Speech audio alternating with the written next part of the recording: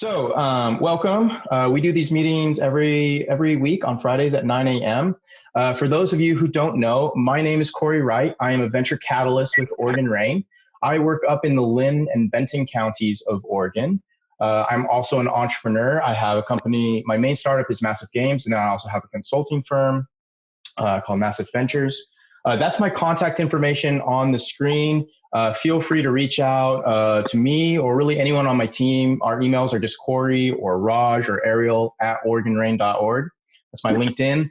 And also just real quick, I wanted to mention for those of you interested, we have a Slack channel and it's a growing huge community. And we have channels on resources for COVID. You can message and talk with us one-on-one. You can create groups with other entrepreneurs to work on things. So feel free to join that. It's 100% free. It's something that we're providing for the community that we monitor.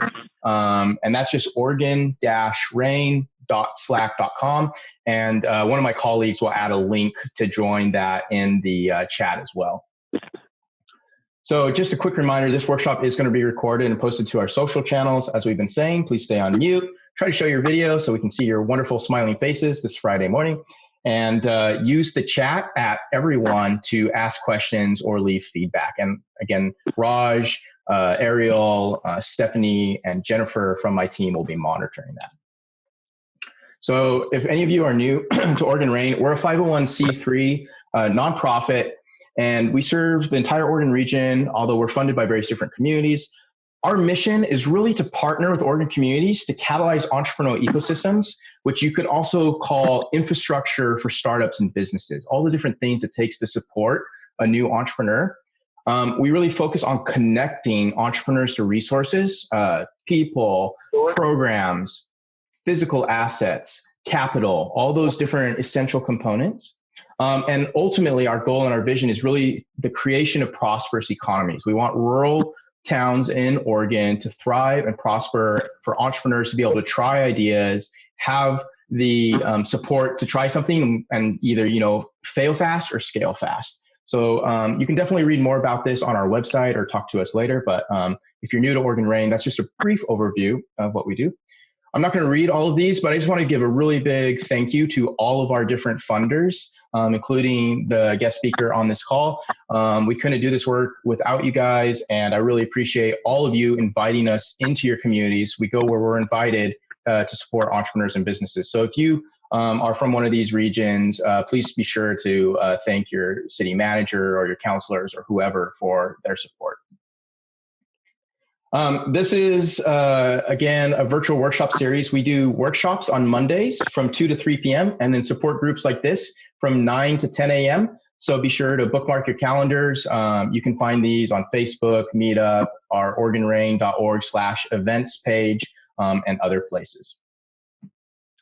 We'll get into these at the end, but we have a couple coming up. Social media, going online, sales and marketing tips. And also recently, Cascade Seed Fund, which is a early stage fund that Oregon Rain was able to get some EDA funding to help catalyze. They're going to be sharing about investors' perspectives on how you can weather this COVID-19 storm. So that I'm really looking forward to that one as well. And then the other ones are going to be great. Raj, Ariel, and Caroline, respectively, are going to be taking those on. Oops, extra slide. Don't look at that one. No, it's good.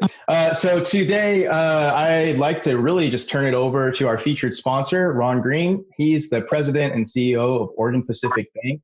I'm sure they are incredibly busy right now as applications just opened. So I'm really thankful to both Ron and his team for being willing to hop on this call and support all of you. Ron also sponsors our Florence Pre-X, so we really appreciate that. And, I'm going to step back and really let Ron take it from here. Ron, just go ahead and let me know when you want me to go to the next slides, and I'm happy to do that for you.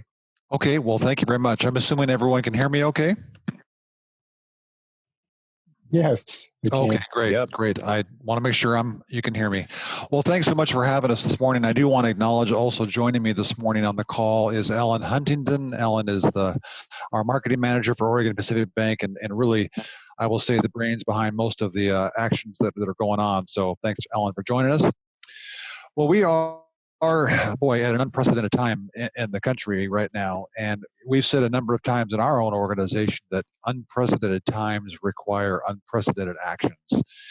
And not at all to make any type of political statement, but I'm pretty proud of the fact that our federal government, regardless of partisan affiliation, have come together to craft a stimulus package of $2 trillion to invest in the U.S. economy.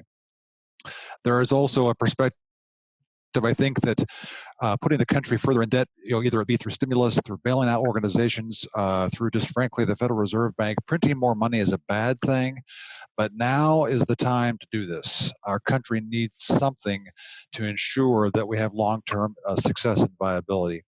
And so what I want to talk a little bit about today is, as best as I can and answer any questions, is a portion of the stimulus package, which you all know, I'm sure, with the ad nauseum media that's out there, is called the CARES Act. It was signed into law by President Trump last week. But a portion of the CARES Act is the Paycheck Protection Program. And I'll go over some of the details in a minute here, but essentially this was a program that was put in place to incentivize small businesses to keep your people on the payroll, keep all your employees paid, keep their benefits going, so we could weather through the social distancing and the stay-at-home orders that are in place that has literally shut down the economy virtually overnight. Go ahead and advance the slide and we'll see where we're at. All right.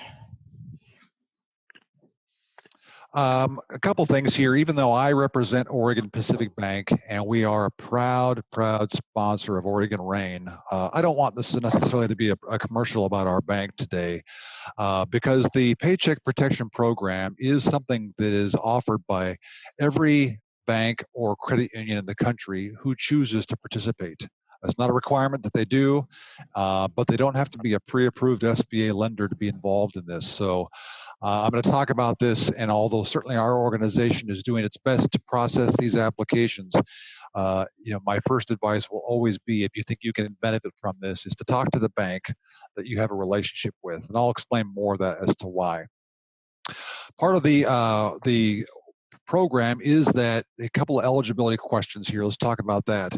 You must be a small business as defined by a certain federal regulation, essentially a for-profit or non-for-profit organization. Nonprofits qualify.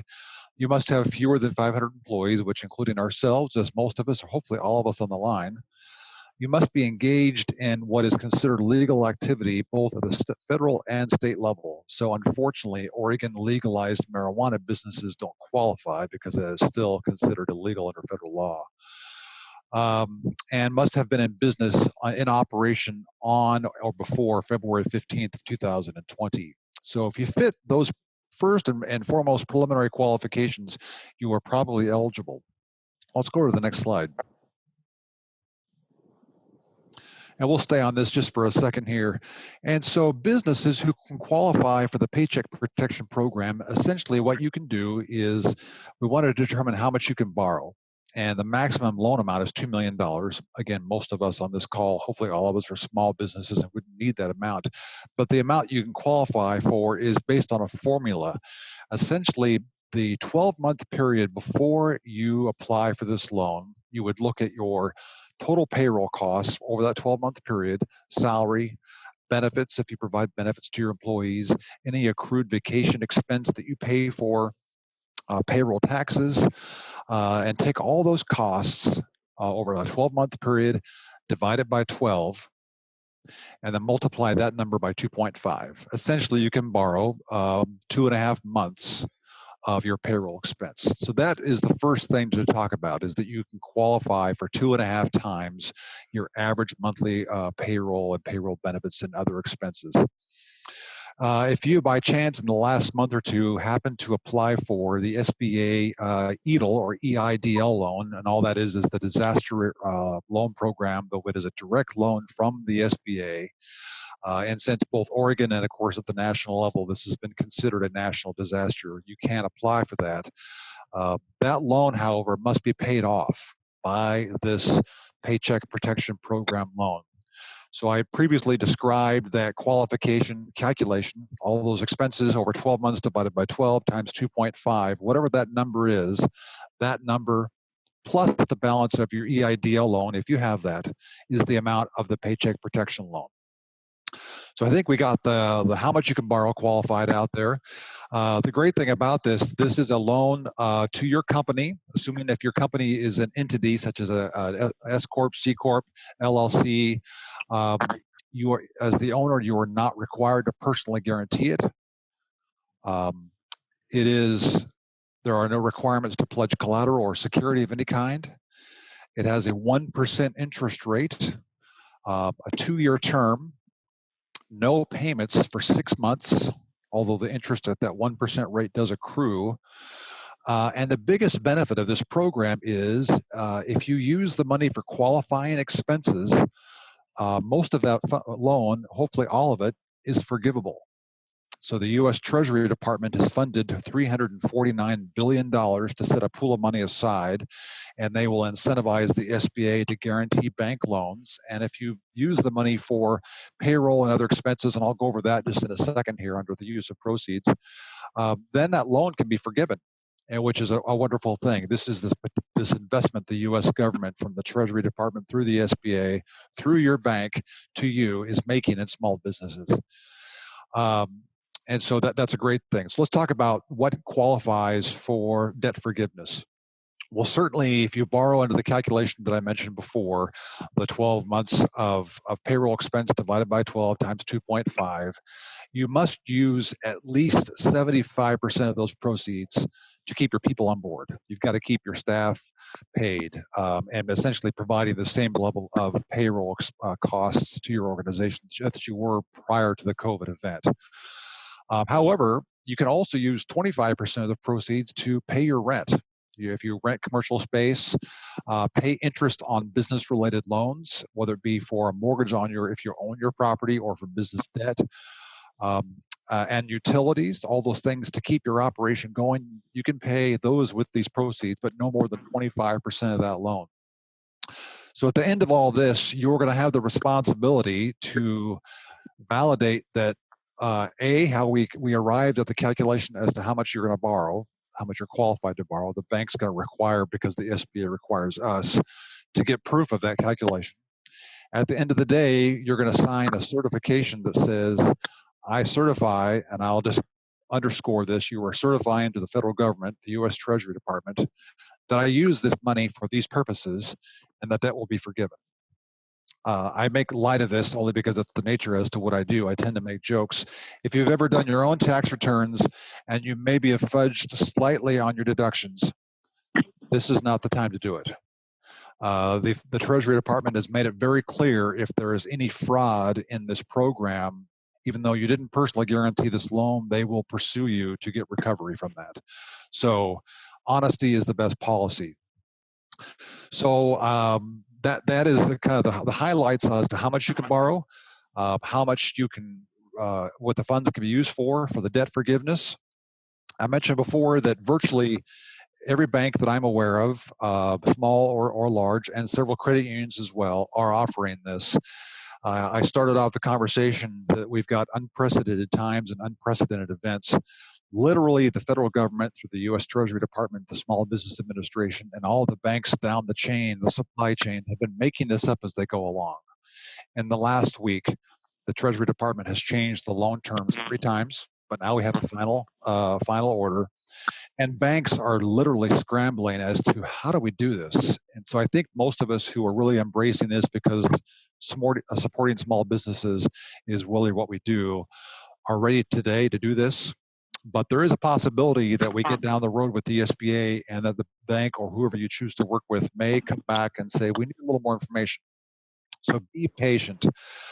And as I started also too, the question of who you go to work with as far as what financial institution is your choice. I'm not necessarily advocating that you come to Oregon Pacific Bank, but every organization right now is overwhelmed with requests by this. As you can imagine, the Treasury Department has set aside $349 billion. They're saying at this point the money will be dispersed on a first-come, first-served basis. And the estimation is right now it'll be gone in 5 days. Because literally there are applications by the tens and hundreds of thousands across the country coming into all of these organizations. So act quickly. have some patience. And I will say, if you choose to work with a financial institution that is not your primary bank, my advice is to go to your primary bank. But if you choose because either they're not offering it or they don't know what to do yet, because of the overwhelming number of applications, banks like ours are having to triage these applications. We have, I think, 400 in process right now. We are paying loyalty to our clients first, those that have been loyal to the bank over the years, and so we are having to work with them first. Those that are willing to become clients through this process, we can certainly tackle next. But if you bank elsewhere and need a loan from a different financial institution, that financial institution will probably put you towards the end of the list so they can serve their client base first. It's an unfortunate reality, but it is what we're faced with. I've gone through that loan program rather quickly. Again, this is going to go right before our very eyes as to how this really happens and how we all deal with this. But if there are questions being posted, I see the chat is going rather fast by my next screen over here. I might just ask if someone from the facilitation group might throw some of the questions out, but I'm happy to help however I can today. Oh, great. Yeah. And did you have any other slides you need to cover? No, I think that's it right there. You know, you don't want to see my mug, that's for sure. I think that one slide or two slides back, you know, is a good point, is because it talks about the terms, some of the other stuff, and then the use of proceeds. But happy to address anything that's on anyone's mind. Great. Well, thanks. Yeah, we're getting a lot of questions, so we're trying to sort of accumulate those as they make sense. One of the first ones that I have bookmarked is, as a sole proprietor with no paychecks, is this loan also forgivable? Yes, there are a couple of caveats to this, such as if you happen to be a home employer, meaning that you hired a nanny or a housekeeper, that would not qualify, even though you might consider that a sole proprietor business for some of the tax advantages. But a sole proprietor, yes. You've got to provide the documentation. I talked with someone a couple days ago that pays a couple of their employees into the table. This is, unfortunately, this isn't going to work for them. You have to have evidence that you had a payroll and provide evidence to the bank that you're working with as to what that payroll cost was. You know, payroll, wages, all the things I mentioned before. And if you can't produce that, then there will be problems as far as how much you can borrow or whether you qualify at all. But sole proprietors, yes. Great. And then a couple people were asking for contracts. If they have contractors, can they write off those costs? Is subcontract like 1099s? No, that would not qualify. That contractor would have to go to apply for their own loan. Okay, great. And then a couple people were asking about sort of the calculations for what payroll number they would come up with if they recently hired new employees, or, for example, maybe they don't have a full year of payroll previously. And I think there's some information about that in the guidelines already. Could you speak to that? Yeah, well, the guidelines that I've read is states what I've already suggested, is that you look at your prior 12 months payroll expense and divide it by 12. I've also heard people say, well, you can average that out. Same thing. If you are a business that, say, launched on January 1 and you only have 2 months of payroll expense, can you use that expense? I think the question, or the answer is right now, I should say, I don't think we really know. We're going to have to play that by ear as we go through the application process. The guidance says 12 months of expenses divided by 12 times 2.5. If we follow that to the T, the letter of the law, then you would take your 2 months of expenses divided by 12, and that would be your amount of times 2.5, which would be less than your payroll expense budget right now. So, which wouldn't be fair, but that's the way it reads today. So I'd say work with your financial institution, see if they can help get that clarified through the Small Business Administration, and hopefully it'll work out for you. Great. Another question: if we are owners or co-founders of a company, can we apply for this? And then I would add to that, what if you are co-founders and you're taking both equity draws and you're paying yourself salary? So like an S Corp, dividend type situation. Well, again, as I mentioned earlier, this process is going before our very eyes, and everyone from the Treasury to the SBA has literally been shooting from the hip. When you interpret the language as payroll expense, a distribution to an owner as equity would technically, at least by IRS definition, not qualify. But I know many S corps, LLCs, that's how they pay their owners. So I would say, you know, the bank should work with you to say, this is your compensation, and because the business has lost its revenue stream, you can't pay yourself, whether it be through documented wages, W-2, or through a draw. We should qualify that as a legitimate payroll expense. But again, following the definition that's in the law, it's hard to justify that, but I would say we would try to as best as we can. I wish there was some of the questions that may come through. I wish there was hard and fast, definitive answers. But lawmakers are not the best bankers, and those that have created these laws, and we're working with what we have to work with. Great. And Ron, could you just touch again on what individuals should do if their staff are 1099? Because we're getting a lot of questions about that. Well, if their staff are 1099, they are contract employees, and what I have read through this would not qualify. They themselves would have to apply for this loan as a contract employee. They've got to be on your payroll, someone that you're paying payroll taxes on. Certainly, you don't have to be a benefits provider, but the big issue is paying taxes on that wage. Great. Yeah. So all of you with 1099 contracts, you should probably tell your contractors about this program and have them start researching it as well, so that they can potentially apply for it if need be. Let's see. Got some other questions here. What's the start and end date to use up the 75% in order to get forgiveness? Well, the loan program begins, as far as the ability to get this loan, begins today and will go through either when the funds have been fully dispersed or June 30th. So with the idea, what they want, what they incentivize, the incentive behind this is to get your business back on its feet today, or as soon as the funds are in your hands, and bring the employees back immediately. Then you will essentially, once you demonstrate that roughly 8 weeks of salary that you've spent on your people, that's when the opportunity to go seek the forgiveness begins.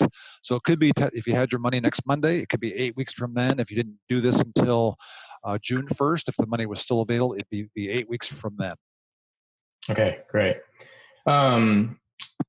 If someone, and you may have slightly addressed this, if someone added employees in 2020, can they use the January 1st to February 29th date to estimate payroll taxes or payroll expenses? Yeah, you can. And again, I think goes back to the same thing, that we're going to kind of make this up a little bit as we go along and hope it gets accepted by the SBA. Because when I read this, it says to take the 12 months expense, and if you only had 1 month of expense, and follow the calculation of dividing that by 12, multiplying by 2.5, it's really not going to give you a full month's worth of borrowed funds to cover that costs.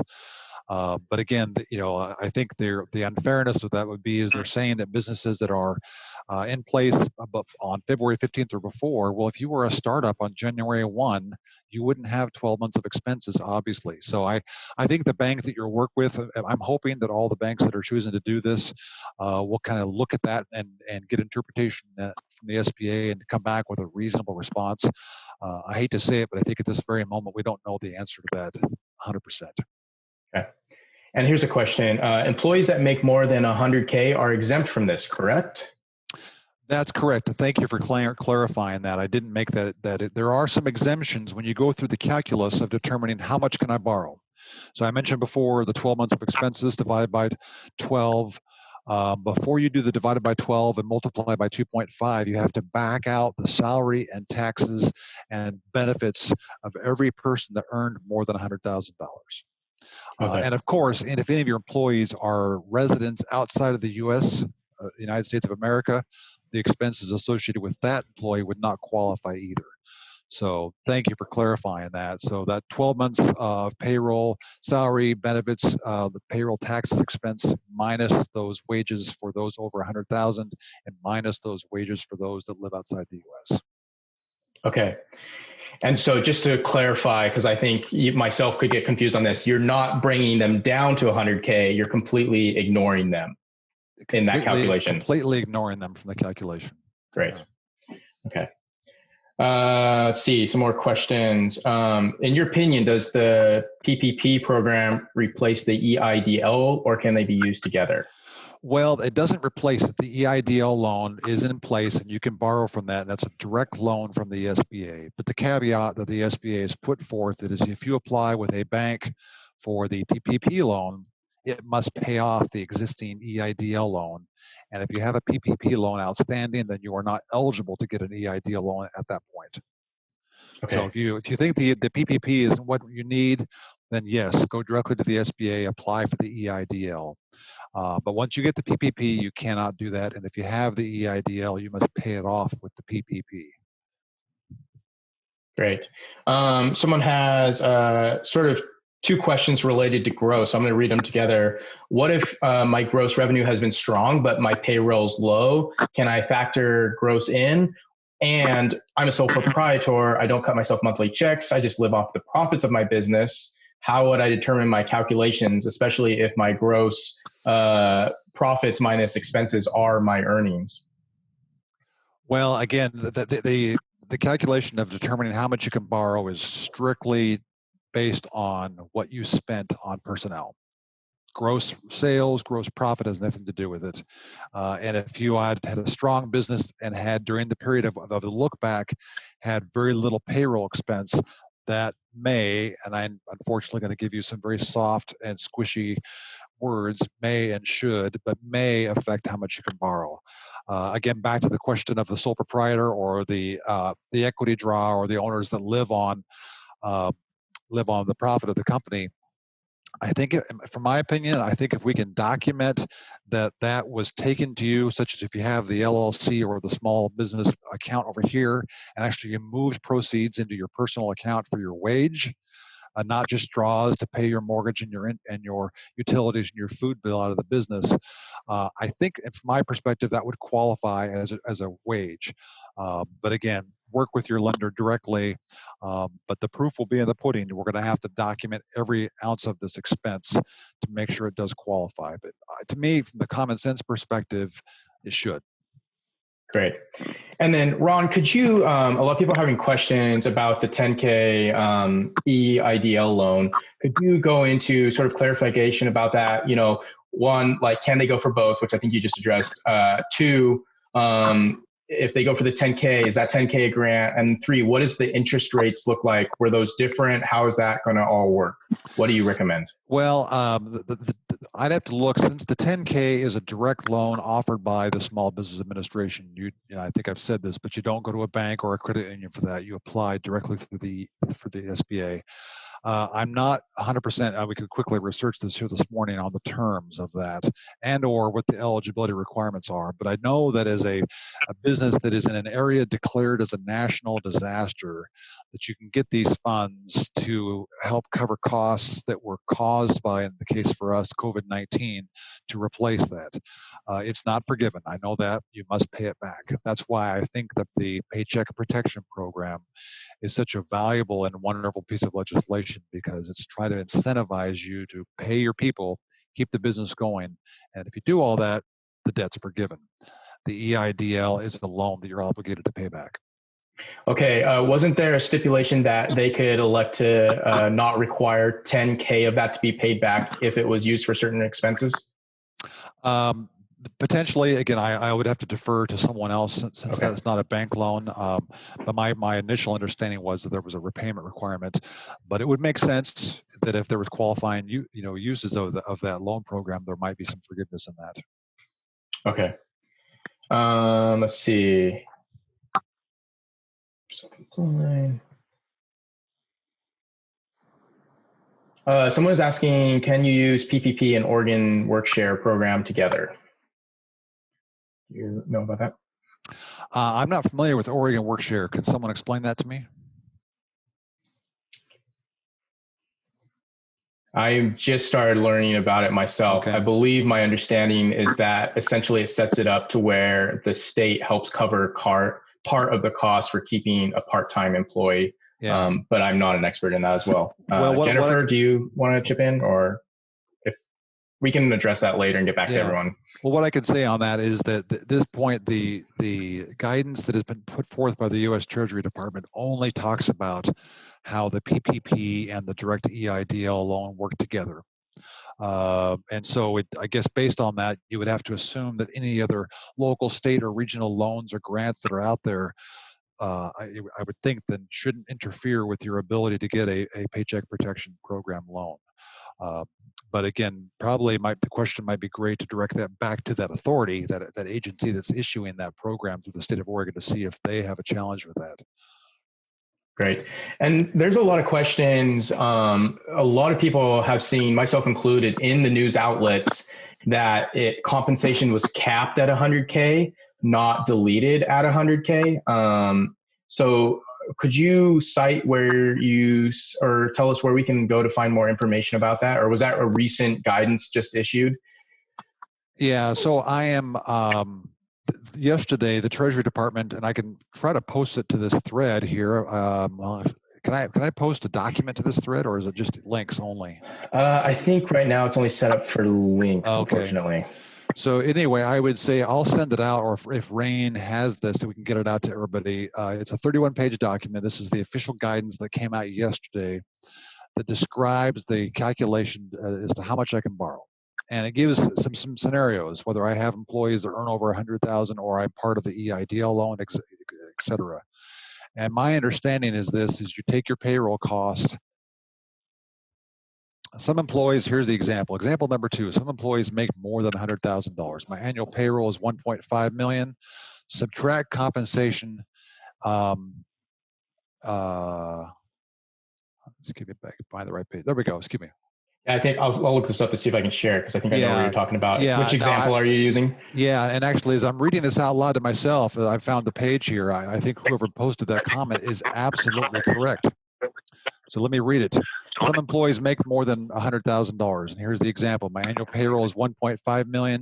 Subtract compensation amounts in excess of an annual salary of $100,000. So that comment is that whoever made that is precisely correct. If someone makes $150,000, you subtract the $50,000 from that calculus. So thank you for clarifying that. Great. And then that would complement another question someone had, which is, what if their salary is under 100K, but then their benefits bring it to more than 100K? Well, and they're defining it as compensation. And so I think by our IRS and probably under this legislation that compensation includes salary and benefits. It doesn't say salary, it says compensation. Okay, great. I'm just going to go up into the act and see if there's any reference to define how they define compensation, but I would bet, I'm pretty sure it means salary, benefits, any other fringe benefits that the employee earns, et cetera. That's how I read it as well. So yeah, talk with your banker, talk with your CPA, but probably what you're going to need to do is, if your total cost for an employee is more than 100K, you will need to reduce it down to 100K. Absolutely.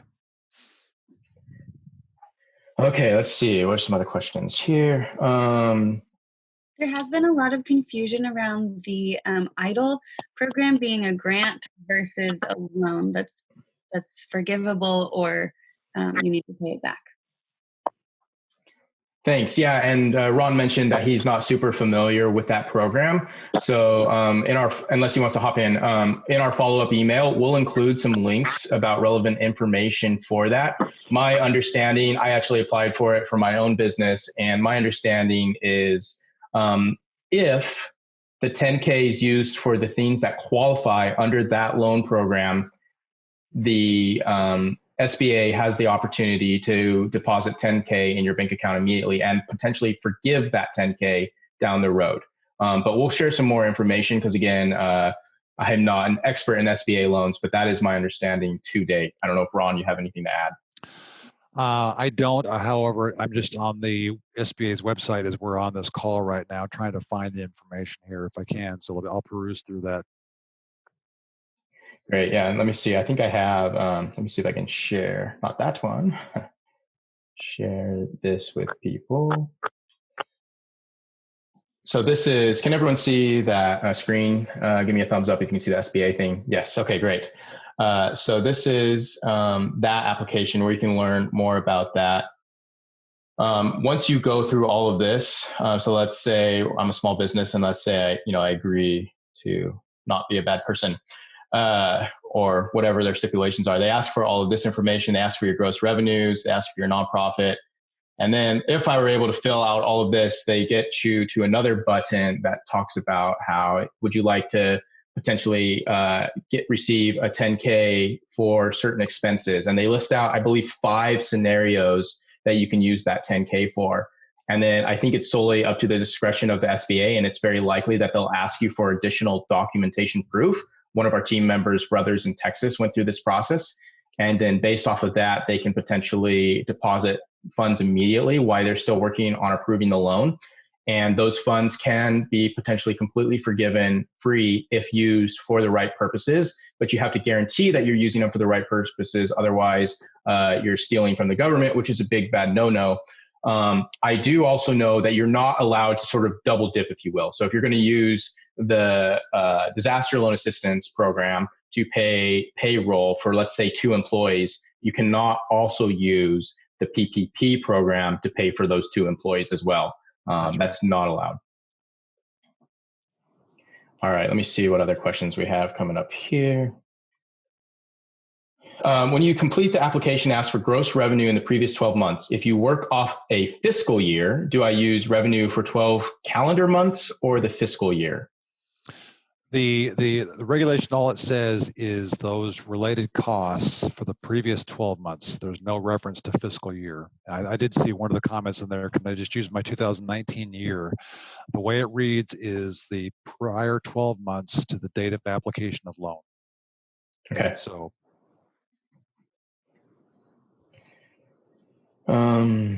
Do you have to use it all for payroll to be forgiven, or can you only bring an employee on for part of an average payroll? Yeah, you have to use 75% of the PPP loan, at least 75% for payroll expense. Great. And you can use the balance for rent, utilities, interest on loans, other things like that. Okay. And for the loan to be forgiven, did the employee need to stay on full time, or could they be reduced down to part time? Well, I think that, I don't know the answer to that because none of that is addressed. I think there will be probably tons of unintended consequences with every action that the federal government is trying to do to be helpful. Because if this economic situation that we're in is extremely prolonged, businesses will have to make difficult choices down the road as to their staffing model. So I don't think we know the answer to that. They're going to look at this 8-week period. Did you employ people during that period? And my interpretation would be that would be it after that. But again, see if your bank, whoever you're working with, can get clarification from the SBA. But I think once you spend the money, validate that it was spent on personnel and the debt's forgiven, what happens after that is what happens after that. Okay, great. And then I can't remember if you talked about this already, but how long do you think the PPP applications will take to process? And on average, when do you think entrepreneurs and business owners could expect to get their money? I have no idea. To be very honest, and just to be very transparent, since no one's ever done this before, this unprecedented relationship with the federal government and this loan agency, the SBA. I will tell you, last year, the SBA processed 60,000 7A loan applications in a 1-year period. They're expecting 100,000 loans by Monday. Wow. So that's the painful part of this. And the reality is that the local folks will work as quickly and as efficiently as they can. There's the fear that the SBA's website, because all this gets uploaded electronically, will crash. I don't mean to sound like the bearer of unfortunate or unknown news, but it's just that we don't know. Probably, I would say potentially, 5 to 10 business days would be not unrealistic, but I certainly wouldn't guarantee that. Okay. So another question. My business was ordered to be closed. So I assume that means it's one of the businesses that wasn't deemed essential is what they mean by that. Mm-hmm. Can I use this program? I can't keep employees on payroll when my store is not allowed to be open. Well, that will whatever the local order is with respect to stay in place and all that. I think the federal government thinking through this as best as they could is that to pay your people. Whether they're there or not. If you can't legally do that, pay them because you're closed. That is a problem. Then you can't use the funds for qualified expenses. And so I don't know if there's really a way to address that. Is there, I guess, if your people aren't on staff or not working, or you're not able to pay them, I suppose that would be probably a reality. But yeah, if you can't pay them because they're not there, then you would not be qualifying for the debt forgiveness piece. Gotcha. So just to summarize, you could definitely still apply for the loan, use your calculations and all that. But what's unclear is if they're not allowed to work or whatever, you may not be able to get forgiveness if you're not using the funds to pay them, their payroll. That's right. Someone else asked, you mentioned it had a 1% interest rate. When does that interest rate begin? I think you said that it's up to 6 months before you need to start making payments, but is that interest rate accruing before that 6 months? Could you speak a little more to that? Yeah, the 1% interest rate, it's a 2-year loan term. It's a 1% interest rate that's fixed throughout the length of the 2 years. Interest accrual does begin on day one. And so what is forgiven to you by the federal government is principal and interest for what you qualify for. And so our expectation is that the vast majority of people that we're going to work with on this program are using the funds for qualified forgivable purposes, and that these loans will be entirely paid off within 120 days. But the interest does accrue, and then you're responsible to pay it if any portion of that principal or interest is not forgiven. Okay, great. And someone is asking about consultants and advisors, and I assume they fall into the 1099K category, but if you hire consultants or advisors paid on a monthly basis for all 12 months, can they be included? Yeah, anybody deemed a contract employee of any purpose, they're not your employee. If they're employed and you're paying payroll taxes on that employee to the state and federal government, then they are considered your employee. But everybody else is on 1099 and would not qualify. All right. Another question about the 100K. Will including an employee making greater than $100,000, only counting the $100,000, impact whether they will forgive the loan? No, to my understanding, no. I mean, again, there's only two equations here. One to determine how much you can borrow, which we back out the expenses for compensation over 100,000, and then one how much you invest that money into on personnel. So if you use the money to pay people that earn more than $100,000, it's a qualified personnel expense and would be eligible for the forgiveness. With jail. Our population situation due to the restrictions that we put in place is in good shape. We are actually able now. We have cleared out 2 pods, and so we will have 1 pod available for all in custody to come in to basically isolate them for a period. I think I'm just going to mute this person. I don't think they meant to ask a question, but if you did mean to ask a question, please put it in the chat. All right. Please keep yourself muted. Thank you. I'm not seeing, if anyone else has some questions, put them in. Otherwise, I had a few generic ones from our team. One, PPP is oriented towards businesses with payroll, but other forms of expenses are allowed, lease, mortgages, utilities, etc. Since many rural entrepreneurs don't have folks on payroll, should they still apply? Well, since the payroll expense looking backward is the driver to determine how much you can borrow, you could apply, but that's the factor that under the calculus we've discussed before that says how much you can borrow. At that point too, if whatever funds you've borrowed, if you've not used 75% of those funds for personnel expense, then it's not forgivable. So, I mean, I would guess anyone can apply, but if we look back at your prior 12 months and you've had almost no personnel expense, the amount you're going to qualify for is going to be very, very small. Okay, so it's possible that if you don't have a way to get the money you need from that calculation using payroll, but you really need it to keep your business going. Let's say you're a startup just getting going, you have a lot of expenses, you're not taking a salary yet, then probably the economic disaster loan might be a better option for you, and just plan on that being a loan and not necessarily have a large portion forgiven.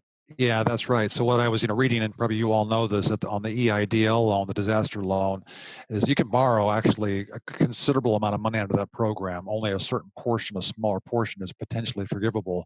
But if you borrow more than $25,000 under the EIDL loan, you need to provide collateral. And so if you don't have tangible assets to secure that loan to the SBA, that would be a challenge for them as well. Okay. And then also we had a question about when is the loan deemed forgivable? Like, how does that happen? And then also the interest you said, and let's say I 10K is eligible to be forgiven. There's 1% interest on that 10K, so another $100. Do I get $10,100 forgiven, or do I get $10,000 forgiven? You would get the money that you spent that's eligible for forgiveness. You would get that plus the interest that's accrued. Okay. So if it was $10,000, and again, it's at least 8 weeks before the forgiveness will be, because they want to have you go through and actually then reinvest this money back into your business and your people, and demonstrate that you've done that for that 8-week period. And so if it's all the funds, great. I mean, we're hoping that all these funds will be forgiven, and the investment the government is making is really going to be a great thing. But it'd be after that period of time, and principal plus interest. Okay, great. And then I see a bunch of questions asking about the difference between PPP and the Payment Protection Plan and the Economic Injury Disaster Loan. And just to confirm, and I think I can answer this one, these are two separate applications. One's through the SBA.gov website. You directly apply there. One, and the other one, the PPP one, is through your bank that's a qualified SBA lender. Ron? Well, mostly correct. The special provision that's carved out with this legislation for the PPP is that any bank, even if they're not a certified or preferred SBA lender, can do this if they choose. Brilliantly, the SBA or the Treasury or somebody has set up a separate portal. All of us who are SBA lenders, we use their upload portal system to get the information to them. If you're not signed up with the SBA, they're using Amazon Web Service to allow you the banks to upload those applications to the SBA. So yes, EIDL, direct to the SBA, apply through them, they fund the loan, you pay them back. The PPP is through a financial institution of your choice, and you have to apply with the bank. There's been some information I've seen out there from actual regional and local legislators that says go to the SBA to apply for the PPP. All the SBA is going to do is give you information and probably a copy of their PPP application, but they can't accept your application. You've got to go through a financial institution. And there's a couple questions about how that goes, because some people are going to the SBA site to apply for the PPP, and then it just gives them a list of lenders, but no way to apply. Even my own bank actually had no information on their website. I personally contacted the lender, the business manager there. How should someone apply for PPP? Well, by my first statement earlier, start with where you bank. Wherever you do your business has its operating checking account and funds, talk with them. I just hope that they are doing it. I'm of the opinion that we have a responsibility to do whatever we can to ensure small businesses, thrive and actually survive through this ordeal. But if they don't, then you're going to have to look at Plan B and find someone who will do that.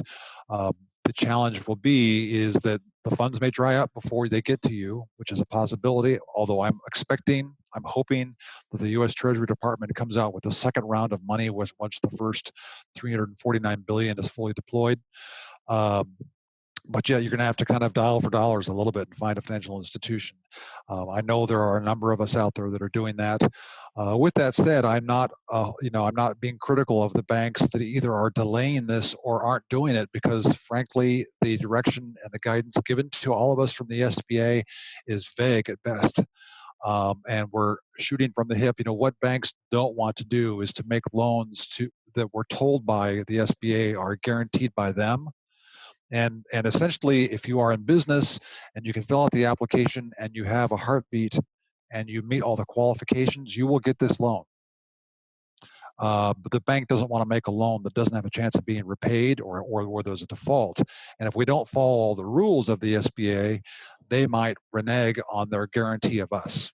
And so there's some risk associated with this. That's why some banks are nervous about, do we really know what all the rules are? How can we really do this? We're somewhat shooting from the hip and wanting to take some of that risk a little bit ourselves to help our clients.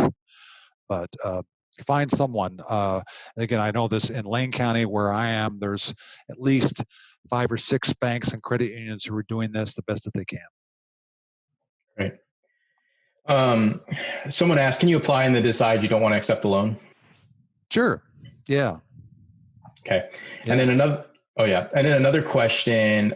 Someone is lending employees to another nonprofit. Payroll is coming out of their accounts, and they're simply invoicing the institution they're lending those employees to. Would they be able to include their staff on that loan? Well, I'm of the opinion, again, this is not an emphatic guarantee. If we can document it, it should be doable. So, yeah. Great. Let's see what else we got. And we're going to maybe do another 2 minutes of questions, and then I'm going to just present a few final slides, and then we'll follow up with everyone with an email. So if there's any other really urgent questions you have, please add them now.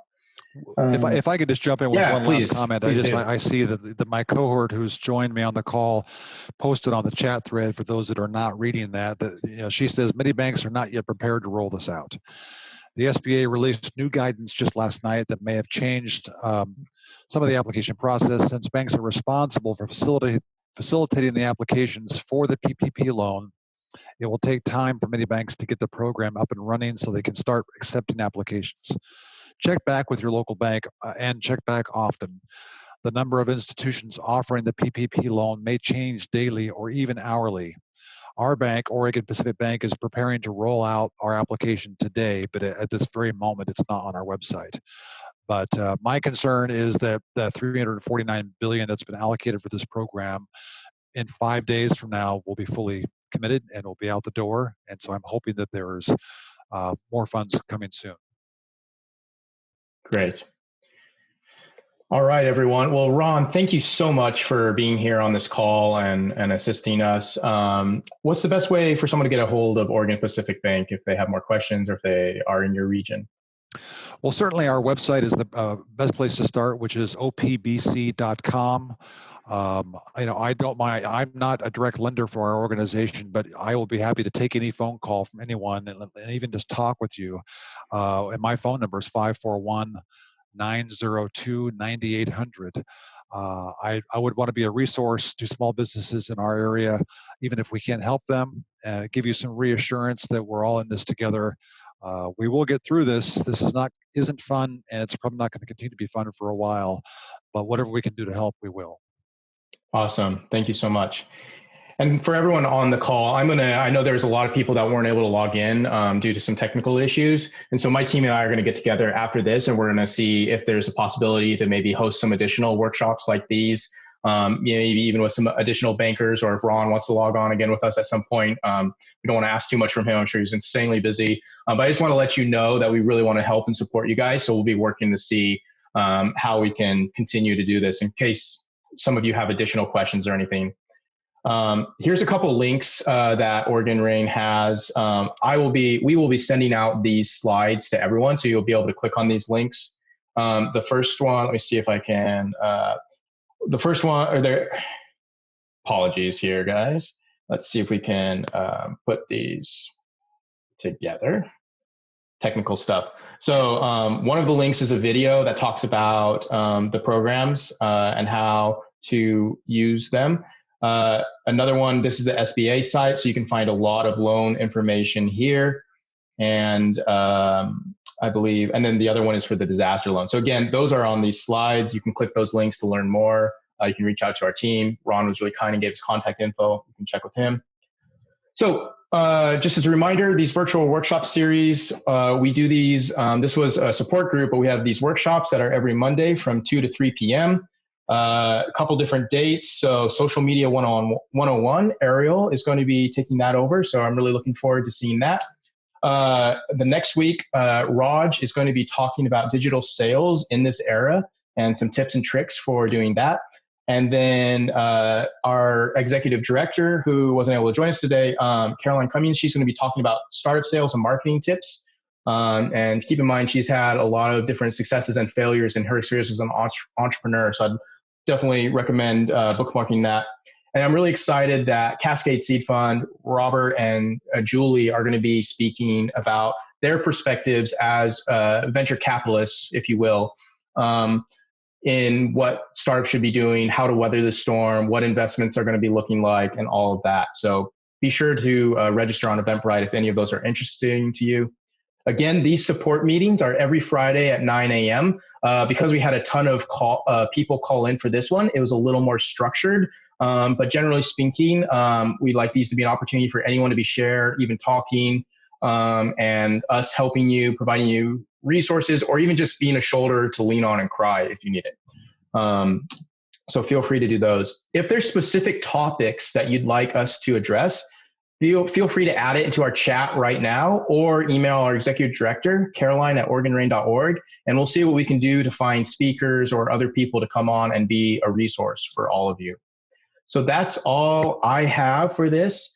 Corey? Yes, and yeah, our teammate Jennifer is going to say something. Yeah, just quickly, I wanted to encourage, if anyone has any other questions on this, go ahead and add it to the chat right now before this ends, and we'll do our best to get the answers to those, and we'll be posting all of them. So continue putting your questions in there if you have more. Yeah, no, that's absolutely right. So put your questions in there, reach out to me via email, Corey@OregonRain.org, and then feel free to join our Slack community as well. We want to be here to support all of you. So that's all I have. Thank you all so much. Enjoy your Friday. Talk to your CPA, talk to your banker, stay safe, stay strong, stay positive. I see that there's going to be a bunch of sunshine forecasts in the future, so hopefully that comes through. Of course, it's rainy on the weekend when I have free time, but stay safe out there. Thank you, everyone, so much for joining this call. We'll talk soon. Thanks Hey, Corey, if anybody's still on the line, can I make a quick comment? Absolutely. This is just on behalf of every credit union and bank in the country. If you're not aware of this, your deposits in banks and credit unions are insured. There has been a lot of fear and fear-mongering with people about the safety of banks as we go into this crisis right now. And I want everyone to know that no depositor who's had insured funds since 1933 has lost money in a bank or credit union due to whatever reason. So if you are one of those people that is concerned about the bank and you may be wanting to put $50,000 in a bucket in your backyard, please do not do it. You are at great risk, and there's no safer place for your money than in a bank or a credit union that's insured. Especially with Oregon rain, backyards are not good for cash. Right. Or a home safe or whatever you choose to do. Yeah, sorry, bad joke. Yeah. No, that's absolutely right. And credit unions are awesome. I love how personal they are and how they're always available to work locally. So yeah, thanks. Anything else Ron or anyone from my team wanted to add? And if you need to go, feel free to leave now. Otherwise, I'm happy to stay on for more minutes if needed.